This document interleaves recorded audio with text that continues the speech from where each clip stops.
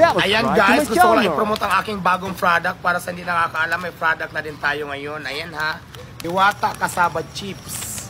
May mga flavor tayo, may barbecue flavor. At siyempre meron din tayong cheese flavor. Tapos meron tayong tatlong klase. At siyempre yung huli meron tayong sour and cream onion flavor. So ayan po, Kasaba Chips po ang tawag dito. Kasaba Chips. Para sa chips, sa lahat ng chips, kung gusto niyo ng mga dessert, ayan, mag-order na kayo sa akin.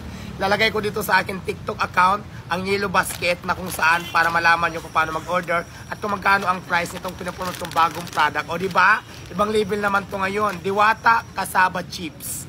Labang ka? So abangan nyo guys, pwede na kayo mag-order dito. Ilalagay natin yung price natin kung magkano. At kung paano mag-order, maglalagay tayo dito ng Yellow Basket Zone. Abangan nyo yan dito sa akin TikTok page. So guys, please like, follow, and share. At saka syempre, supportan yung aking bagong product.